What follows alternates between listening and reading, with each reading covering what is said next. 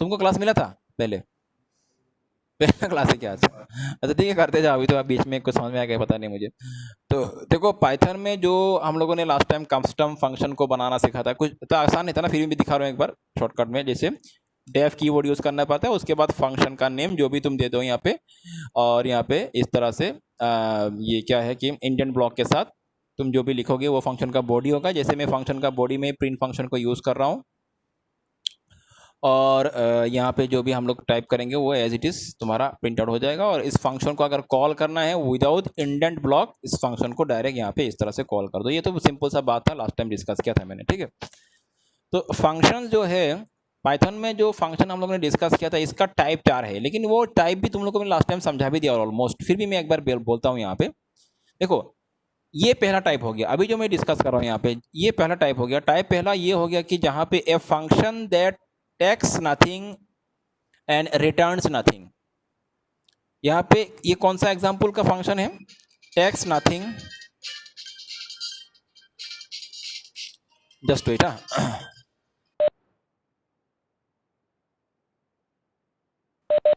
हाँ तो क्या बोल रहा था? ए फंक्शन, ये this is one of the type, a function that takes nothing and returns nothing. मतलब क्या है, इस ये जो फंक्शन है ये कोई, इसमें कोई वेरिएबल है क्या? कुछ वेरिएबल नहीं है। तो अगर वेरिएबल नहीं है तो कॉलिंग के टाइम में वो कुछ ले भी नहीं रहा है, कुछ वैल्यू नहीं ले रहा है, तो टेक्स्ट नथिंग। और ये जो फंक्शन है ये इसको, ये कुछ रिटर्न भी नहीं कर रहा है। मतलब जब जब ये फंक्शन, जब ये वाला पर्टिकुलर जो फंक्शन हम लोग क्या करते हैं, क्या आ गया ये जब इस फंक्शन का हम लोग रन कर रहे हैं, ठीक है, तो ये तो as it is hi print हो जाएगा यहाँ पे।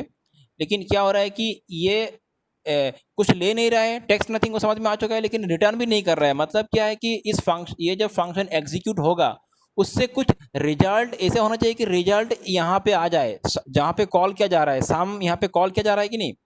तो ये फंक्शन एग्जीक्यूट होने के बाद यहाँ पे रिटर्न कुछ आ नहीं रहा है, जस्ट एग्जीक्यूट हो गया और प्रिंट हो चुका है, कुछ रिटर्न नहीं आ रहा है वहां से। तो ये पहला एग्जांपल है, वन ऑफ द टाइप है कि a function that takes nothing and returns nothing.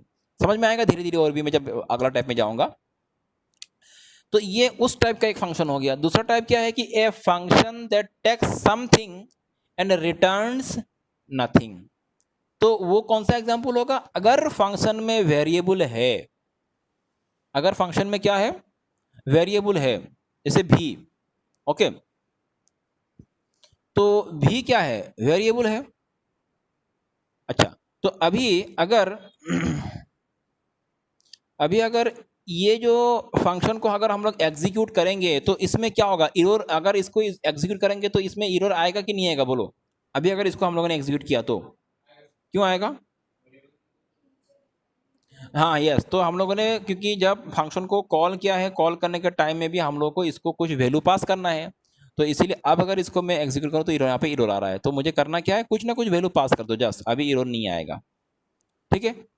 तो ये कौन सा टाइप में आ गया? ए फंक्शन, ये नंबर 2 है, टेक्स समथिंग, कुछ ले रहा है, मतलब वेरिएबल के फॉर्म में कुछ ले रहा है। क्या ले रहा है? नंबर 12 ले रहा है, और रिटर्न्स नथिंग, कुछ भी रिटर्न नहीं कर रहा है।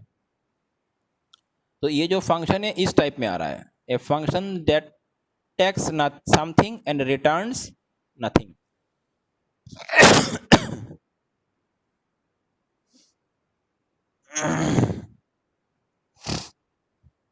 हो गया?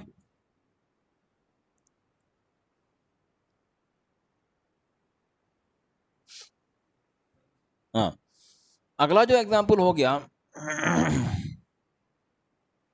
अगला एग्जांपल क्या है कि a function that takes nothing. अगला जो एग्जाम टाइप हो गया, मैं थर्ड में जा रहा हूं इसको, a function that takes nothing but returns something, ठीक है। कुछ ले नहीं रहा है लेकिन कुछ रिटर्न कर रहा है। अगर कुछ ले नहीं रहा है तो नो डाउट यहाँ पे वेरिएबल का सवाल ही नहीं है, ठीक है। तो अगर कुछ ले नहीं रहा है तो कॉलिंग के टाइम में भी मुझे कोई वैल्यू भी पास नहीं करना है, ये भी ठीक है। लेकिन रिटर्न समथिंग, कुछ रिटर्न कर रहा है, तो उस टाइम जब भी रिटर्न का सवाल आता है तब हम लोग को यहाँ पे रिटर्न कीवर्ड यूज करना पड़ता है। यहाँ पे रिटर्न कीवर्ड यूज करना पड़ेगा। ठीक है। तो रिटर्न क्या कर रहा है अपना तुम्हारा मर्जी है तुमको क्या रिटर्न करवाना है यहाँ पे। जैसे मैंने इसे दे दिया कि इस नंबर 12 रिटर्न कर रहा है, ठीक है। अभी जब मैं इसको रन करूं तो यहाँ पे ये वाला एग्जांपल का ये फंक्शन हो गया कि जहाँ पे टेक्स्ट नथिंग और रिटर्न समथिंग। अभी अगर मैं इसको एग्जाम करूं तो क्या हो रहा है, यहाँ पे तो कुछ एरर तो नहीं आ रहा है, लेकिन यहाँ पे एक काम ये हो रहा है, यहाँ पे ये जहाँ पे कॉल हो रहा है यहाँ पे कुछ वैल्यू आ रहा है। कॉल यहाँ पे साम कॉल किया जा रहा है कि नहीं इस फंक्शन को, तो यहाँ पे कॉल होने के साथ साथ यहाँ पे कुछ वैल्यू भी आ रहा है। और क्या आ रहा है 12, क्योंकि ये 12 रिटर्न कर रहा है। रिटर्न कहाँ पे जाएगा, ये वैल्यू कहाँ जाएगा, जहाँ पे कॉल हो रहा है वहाँ पे जाएगा। कॉल कहाँ पे हो रहा है, यहाँ पे आ रहा है। तो ये जो वैल्यू रिटर्न हुआ यहाँ पे आ गया, लेकिन यहाँ पे आने के बाद इसको क्या करना है, उसको तो कहीं ना कहीं स्टोर करके रखना है ना। तो स्टोर करने के लिए क्या करेंगे हम लोग, कोई एक वेरिएबल ले लो। तो हुआ ये जो भी वेरिएबल है उसमें क्या नंबर आके स्टोर हो गया, 12। अगर इसको रन करेंगे तो भी अभी भी हमको कुछ यहाँ पे आउटपुट में तो हाई आएगा, यही मैसेज प्रिंट हो जाएगा, लेकिन ये 12 नंबर कहीं पे तुमको नहीं दिखाएंगे जब तक मैं उसको प्रिंट नहीं करूंगा। तो अगर मुझे प्रिंट करना है तो मैं यहाँ पे कर दूं प्रिंट और उस वेरिएबल का नेम, तो इससे क्या होगा, ये नंबर भी तुम्हारा प्रिंट हो जाएगा। ये 12 भी प्रिंट हो रहा है और हाई तो प्रिंट हो ही रहा है। तो ये उस कैटेगरी में आ रहा है जहां पे text nothing and returns something. समझ में आ रहा है बात।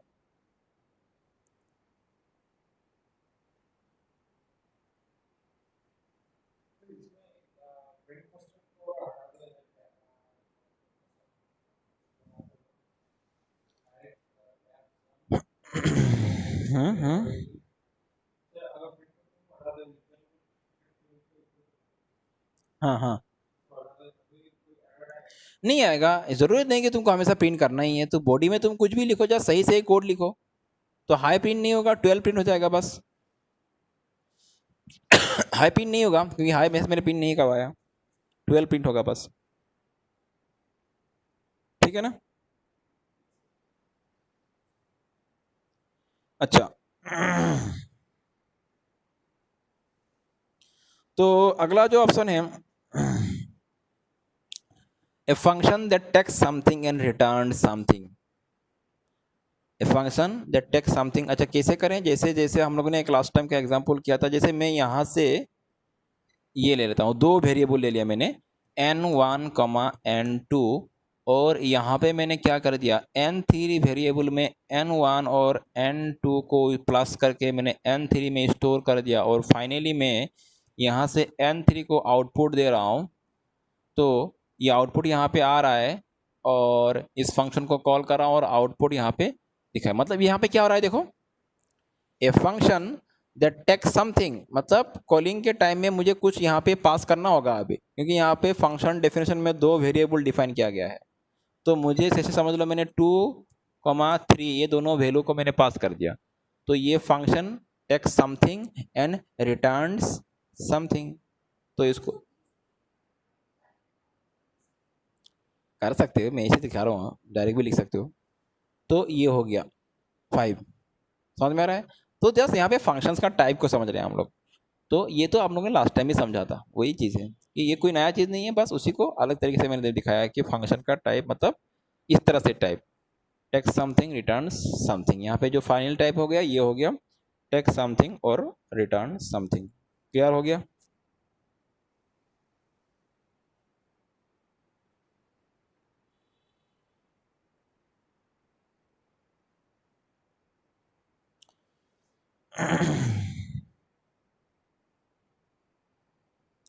अच्छा उसके बाद ठीक है, फंक्शन का हो चुका है यहाँ पे। और एक फंक्शन बाद में डिस्कस करेंगे, लैम्डा फंक्शन, वो अगला क्लास में कर दूंगा मैं। उससे पहले आज मैं तुम लोग को ये ई फेल्स वाला सिखा देता हूँ, ठीक है।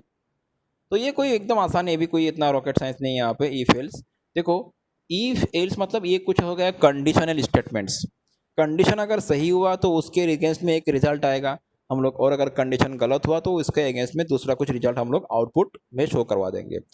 तो कंडीशनल स्टेटमेंट के लिए हम लोग कीवर्ड यूज करते हैं इफ। अच्छा उससे पहले मैं यहाँ पे एक वेरिएबल ले लिया जिसमें मैंने वैल्यू असाइन किया 100। Let me have one more variable assign here 200। Okay, तो मेरे पास दो वेरिएबल ए एंड बी, ए में स्टोर है 100, बी में स्टोर है 200। अभी मैं यहाँ पे कंडीशनल स्टेटमेंट अप्लाई कर रहा हूँ। इफ, ये कीवर्ड हो गया फॉर कंडीशनल स्टेटमेंट के लिए। अभी मुझे कंडीशन डिफाइन करना है। कंडीशन क्या होगा? अगर मैं बोलता हूँ कि अगर बी ग्रेटर देन ए हुआ, ये मेरा कंडीशन हो गया, ठीक है। If be greater than A, if लिखना है, उसके बाद कंडीशन लिखना है, कंडीशन लिखने के बाद ये कॉलम देना है। और इफ कंडीशन अगर सही हुआ, ये अगर कंडीशन सही हुआ तो इसका बॉडी में, और इसका बॉडी भी क्या होगा, विथ इंडेंट ब्लॉक आएगा। तो मुझे कुछ प्रिंट करवा देना है, तो मैं यहाँ पे प्रिंट करवाता हूँ कि if B is greater than 1, if अगर बी इससे बड़ा है तो मैं मैसेज जस्ट ऐसे ही लिखता हूँ, B is greater than A. Simple सा मैसेज प्रिंट करवाता हूँ। तो इसको अगर हम लोग रन करेंगे तो देखते हैं क्या होता है। मैसेज क्या आएगा, B is greater than A.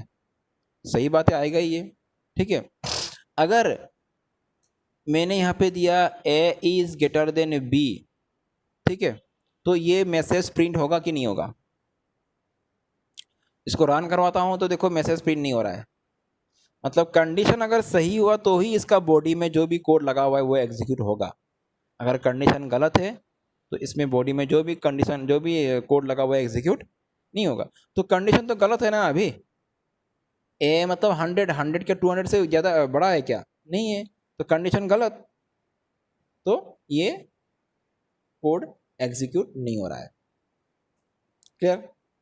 Simple बात है यहाँ पे। अच्छा, मैं फिर, अच्छा अभी मुझे कंडीशन एक मैंने दे दिया। अच्छा, अगर ये नहीं हुआ तो मैं चाहता हूँ क्या, उल्टा वाला प्रिंट हो जाए कि A is B is greater than, अच्छा यहाँ पे मैं ये करता हूँ, A is greater than B, message को मैं ये डालता हूँ यहाँ पे। तो ए बी से बड़ा नहीं है, हम लोग पता है मुझे, लेकिन फिर भी मैं कंडीशन दिखा रहा हूँ कि if A is greater than B तो ये मैसेज प्रिंट हो जाए। तो कंडीशन तो गलत हुआ, इसीलिए मैसेज प्रिंट नहीं हुआ। मैं चाहता हूँ अगर ये नहीं हुआ तो उल्टा वाला होगा। तो अगर ए बी से बड़ा नहीं तो बी ए से बड़ा होगा डेफिनेटली। तो उसके लिए हम लोग क्या यहाँ पे यूज करेंगे, एल्स कीवर्ड यूज करेंगे, ठीक है। और एल्स कीवर्ड में हम लोग क्या लिखेंगे, यहाँ पे कोई हम लोग को कंडीशन डिफाइन नहीं करना है, जस्ट हम लोग लिख देंगे मैसेज को, लिख देंगे यहाँ पे, ये जो मैसेज है इसको लिख देंगे हम लोग यहाँ पे, और कुछ नहीं लिखना है मुझे। इंडेंट ब्लॉक के साथ बस यहाँ पे उल्टा कर देंगे, बी इज ग्रेटर देन। तो एल्स जो स्टेटमेंट है ये क्या करता है, कंडीशन का ऑपोजिट में, मतलब कंडीशन अगर गलत हुआ, उस वो गलत होने के बाद जो होता है उसको शो करवाता है, ठीक है। ये कब प्रिंट होगा, कंडीशन सही होने से, और ये कब प्रिंट होगा, कंडीशन गलत होने से। तो इसको रन करवाता हूं तो क्या आ रहा है, देखो B is greater than A. Clear? समझ में आ रहा है बात? कंफ्यूज्ड? तुम तो कंफ्यूज हो जाओगे, तुम्हारा तो नया है। इधर अगर मुझे मल्टीपल कंडीशन लगाना है तो, और भी कंडीशन लगाना है तो यहाँ पे देखो, अगर मल्टीपल कंडीशन लगाना है तो हम लोग यूज करेंगे क्या, एलिफ। यहाँ पे और एक ऑप्शन है एलिफ। और क्या कंडीशन है, तुम यहाँ पे कंडीशन डिफाइन करो। मैं बोलता, अच्छा यहाँ पे हम लोग एक काम करते हैं, यहाँ पे मैं ले लेता हूँ एज। मैंने यहाँ पे एज ले लिया, समझ लो एज, एज मैंने ले लिया 50, ठीक है। तो यहाँ पे बोला गया है कि इफ एज ग्रेटर देन, अगर 50 से ज़्यादा हुआ तो यहाँ पे लिखता हूँ मैं, अच्छा यहाँ पे लिखता हूँ मैं 60, चलो 60 लिखता हूँ। तो इफ एज ग्रेटर देन 60 हुआ तो मैं चाहता हूँ कि यू आर, यहाँ पे एक मैसेज प्रिंट करवा दूँ, यू आर सीनियर से फॉर एग्जाम्पल, ठीक है। और अगर एज, इफ एज क्या greater than, if age greater than समझ लो कि 18, ओके। एंड, और एंड क्या, एज स्मॉलर देन क्या, 60, यस एज स्मॉलर देन 60। तो मैं चाहता हूँ कि यहाँ पे एक मैसेज प्रिंट हो जाए जो ये बोले कि यू आर एडल्ट, समझ लो, ठीक है। एंड मैं चाहता हूं कि अगर ये सब कंडीशन ना हो, गलत हो, तो कौन सा, मैं बोलता हूं यू आर माइनोर से फॉर एग्जाम्पल। तो एक कंडीशन लगा के हम लोग इस तरह से करवा सकते हैं। इस तरह से एप्लीकेशन डेवलपमेंट में कंडीशन सबसे ज़्यादा यूज होता है। कोई भी एप्लीकेशन डेवलप कर लो, कंडीशनल स्टेटमेंट यूज़ करना ही पड़ता है, उसका ज़रूरत पड़ता ही है। ठीक है, तो इसको रन करते हैं हम लोग, देखते हैं क्या होता है कि यू आर क्या आ रहा है हम लोग ने एज कितना दिया था 60, तो यहाँ पे गलत आंसर आ रहा है कि नहीं, आना क्या चाहिए सीनियर। कहाँ पे क्या गलत हुआ, कैसे ठीक करना है बोलो। यहाँ पे क्या बोला मैंने, अगर एज 60 से ज़्यादा हुआ तो यू आर सीनियर होना चाहिए, क्योंकि 60 वाला कंडीशन मैंने कहीं भी दिया ही नहीं। एक काम करता हूँ मैं, यहाँ पे समझ लो 63 करता हूँ मैं, चलो ठीक है, मैं बोल रहा हूँ, मैंने यहाँ पे क्या कर दिया, देखो ये क्या हो गया यहाँ पे मैं अभी रन करता हूँ, अभी अभी लेकिन क्या आ रहा है, ठीक ही आ रहा है। हाँ, अभी क्या हुआ, इक्वल आ रहा है, अभी ठीक ही आ रहा है कि नहीं। अगर एज 60 से ज़्यादा हुआ तो आना चाहिए सीनियर, तो ठीक है सीनियर आ रहा है। लेकिन अगर 6 करता हूँ, देखो मैं उसमें आ रहा हूँ, अगर मैं 6 करता हूँ तो सही आएगा ना, योर माइनर आ रहा है। अगर मैं यहाँ पे करता हूँ 36 तो क्या आ रहा है, यू आर एडल्ट आ रहा है। लेकिन अगर ये करते हैं 60 तो क्यों ये आ रहा है, माइनर क्यों आ रहा है, क्योंकि 60 किसी कंडीशन में नहीं आ रहा है, 60 किसी कंडीशन में भी इंक्लूड नहीं हो रहा है, या तो ज़्यादा हो रहा है या तो कम हो रहा है। तो यहाँ पे ग्रेटर देन इक्वल टू कर देना है हम लोगों को, तो यह क्या होगा, अभी ये सही सही आ रहा है। इक्वल भी होना चाहिए या तो ग्रेटर देन, तभी। हाँ हाँ, ये वाला बात बोल रहे हो, ये इसका,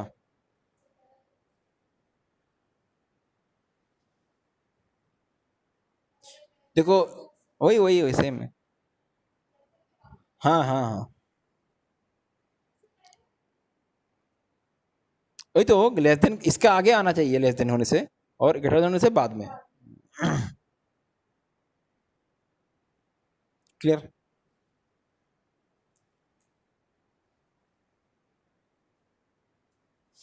तो ये तो एक एग्जांपल हो गया। इस तरह से तुम कुछ भी एप्लीकेशन बना सकते हो इफ एल्स यूज करके। बहुत ही ज़्यादा यूज होने वाला कंडीशनल स्टेटमेंट, बहुत ही ज़्यादा यूज होता है तुम्हारा प्रोग्रामिंग में।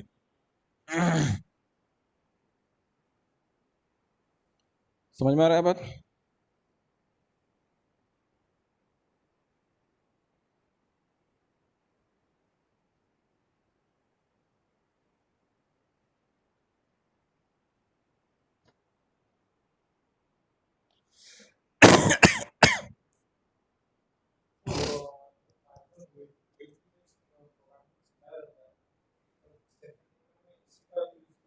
पाइथन क्या क्या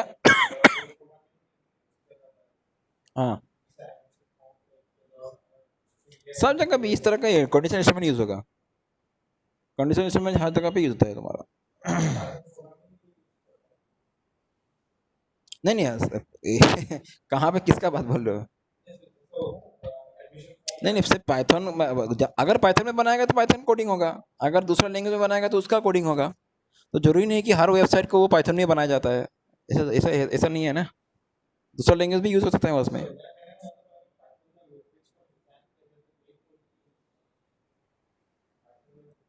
हाँ यही है, लेकिन ये नहीं, पाइथन का एक डीजेंगो पार्ट है, उसमें जाना पड़ेगा तब तुम लोग को, अगर पाइथन वेब प्रोग्रामिंग सीखना है तो। समझ में आ रहा है अच्छा ये हो गया। अच्छा इफ तो समझ में आ चुका है, अभी नेस्टेड इफ मतलब इफ के अंदर इफ, इफ के अंदर इफ। तो नेस्टेड इफ में क्या होता है कि यहाँ पे तो एक इफ है ही है, इसके अंदर ही मुझे एक इफ लगा देना है, जैसे ठीक है।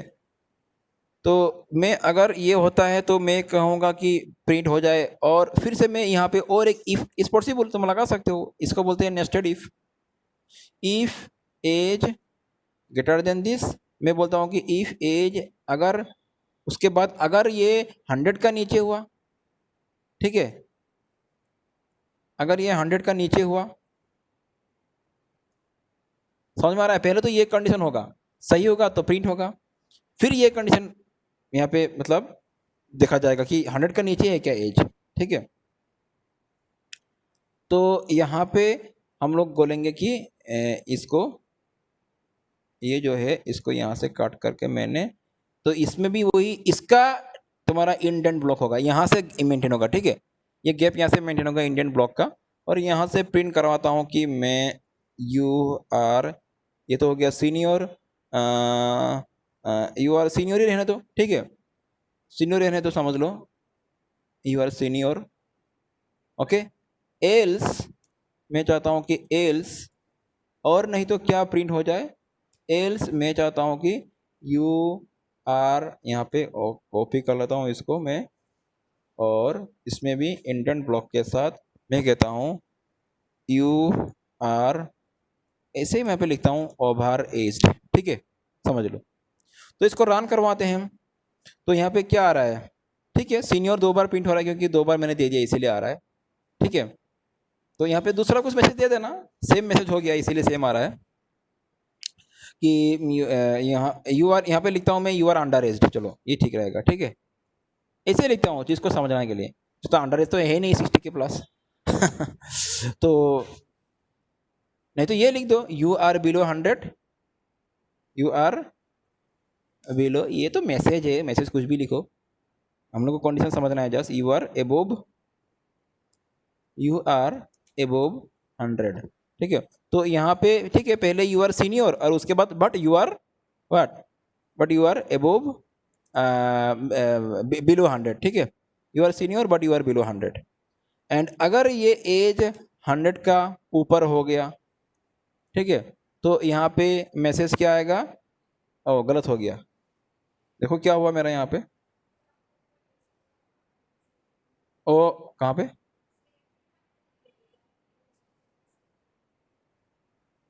ओह सॉरी सॉरी, हाँ हाँ ठीक है, तो यहाँ पे होना चाहिए 60 और यहाँ पे होना चाहिए 109 समझ लो। तो मैसेज क्या आना चाहिए, ठीक है, अभी सही आ रहा है, you are senior and you are above 100। तो ये हो गया इफ के अंदर if, this is nested if. लिख लो कोड, लिखना है तो फिर भी कर सकते हो जितना चाहिए, इफ तुम कंटिन्यू कर सकते हो, ये बहुत जरूरी है चीज़ है इफ स्टेटमेंट, इसलिए मैं थोड़ा ज़्यादा दिखा रहा हूँ। इफ स्टेटमेंट से तुमको बहुत सारा तुम काम कर सकते हो।